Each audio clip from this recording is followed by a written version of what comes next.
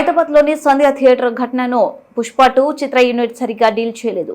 తప్పు జరిగిన తర్వాత వ్యవహరించాల్సిన తీరు అది కాదు. సినిమా కోసం ఒక యూనిట్గా పనిచేసి ఏదైనా ఇబ్బంది వస్తే మాత్రం దానికి సినిమా హీరోను బాధ్యుడిని చేయడం సరికాదు.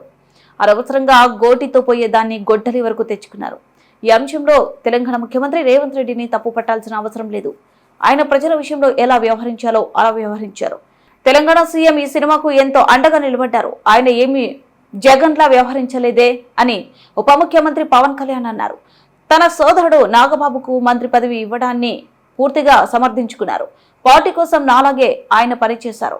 దీన్ని వారసత్వ రాజకీయంగానో ఒక కులం అనే కోణంలోనో చూడకూడదు అని పవన్ కళ్యాణ్ చెప్పారు.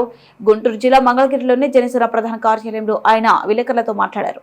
ప్రతి సెకండ్ తిరిగి రాదు కదా. నాకు ఈ 6 నెలలు వచ్చిన తర్వాత సమయం సరిపోవట్లేదు. అంటే నేర్చుకోవడానికి సమయం పడుతూ ఉంది. పరిష్కారాలు ఎత్తికే లోపు ఇంకా 100 పిటిషన్లు వస్తాయి. ఈ చూసుకుని పవర్కి అంటే వచ్చేసిన తర్వాత ప్రతి సమస్యకి ఒక పరిష్కారం ఉంటుంది. పాపం నిజంగా చాలా ఆశించి వస్తారు. ఎవరు కూడా సేను మోటివేషన్తో చాలామంది ఉన్నారు పాపం చేయడానికి. అఫీషియల్స్ వీళ్ళందరినీ కోఆర్డినేట్ చేసి నాకు అనిపించింది అంటే క్యాబినెట్ మీటింగ్స్లో ముఖ్యమంత్రి గారు చెప్పే పరిస్థితులు కానీ ఏం లేదు. We need a good motivated leaders. నాకు అప్పుడు తిరగడం వల్ల నాకు ఏమనిపించిందంటే మళ్ళీ ఇప్పుడు సపోజ్ మనకి ఇసుక ఇష్యూస్ కానీ అంటే we want to give we are committed to give a very good governance, very clean governance, accountable governance.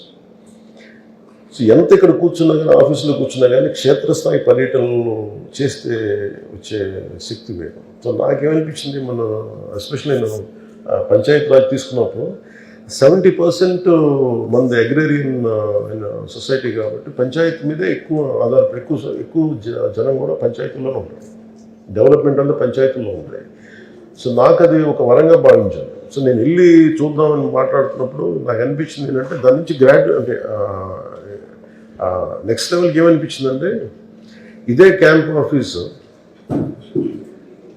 Make shift camp office లాగా పెట్టుకోవాలి. I want to visit each and every district. అంటే ఉదాహరణకి మన కడప వెళ్ళాను. మన కడప ఇదివరకు కార్యకర్తల కోసం వెళ్ళేవాళ్ళం, లేదంటే ఏదైనా సమస్య ఉందని వెళ్ళేవాళ్ళం. ఇప్పుడు పని చేసుకుంటున్న ఆఫీషియల్స్ మీద దాడి జరిగితే నాకు మొట్టమొదటిసారి నాకు అనిపించింది మన కడప జిల్లా రాయచోటి గాలివీడి మండలంకి వెళ్తే అన్నమయ్య జిల్లాలో గాలివీడి మండలంకి వెళ్తే అంటే జనరల్గా ఏముంటుందంటే పర్సెప్షను అక్కడెక్కడ ఉంటారంటే కన్సర్న్ మినిస్టర్ వాళ్ళని ఇక్కడ దాకా వస్తారు అని స్థానిక నాయకులకి ఒక ఇది ఉండదు, నిర్లక్ష్యం ఉండదు. అది నేను బ్రేక్ చేయడానికి అది చిన్న ఏ స్థాయి ఉద్యోగం కాదు కానీ అంతకంటే చిన్న ఉద్యోగం క్లాస్ 4 ఉద్యోగం జరిగినా కానీ ఆ స్పందన అలాగే ఉండేదేమో అని అనిపిస్తున్నాను. సో నాకేంటంటే మేము ఉండొచ్చిన very clear cut message to people. Pro development మీద ఉన్నాం. దీనికి ఎవరు అడ్డం చేసినా కానీ ఎవరు అడ్డంకులు కలిగించినా will be very strong. That మీరు అందరూ కొన్నిసార్లు రాలేరు. కొన్ని క్షేత్రస్థాయిలో ఒకసారి ఏమైపోద్దంటే దూరంగా ఉండిపోయి ఆ మైక్రో లెవెల్లో ఉన్న సమస్యలు అర్థం కావు. ఒకసారి ఎంతసేపు అధికారులు చెప్పిందో లేదంటే 3rd 4th పర్సన్ వ్యక్తులు చెప్పిందో అర్థం అవుతుంది. కానీ ఒకసారి మనం ప్రత్యేకించి ఉదాహరణకి నేను మొన్న అరకు మన ఏజెన్సీ ప్రాంతాలకు వెళ్తే నేను చెప్పులు వేసుకొని నడుస్తున్నాను. ఆ వర్షంలో కూరుకుపోయి చెప్పులు రావట్లేదు, బయటికి ఇరుక్కుపోయి మళ్ళీ ఇంకా చెప్పులు వదిలేసి నడుస్తున్నప్పుడు ఒకవైపు సరైనంగా లేవు. అంటే మీరు చూడాలంటే మామూలు మనం నడవడానికి ఇబ్బంది పడుతుంది. మీకు తెలుసు కదా ఎలాంటివి బహిర్భూమికి కూడా అక్కడికి వెళ్ళే పరిస్థితులు ఉన్నాయి. అంటే అటన్నిటి మధ్యలో వెళ్తా ఈ అనుభవం నాయకుడికి చాలా అవసరం ఉంది.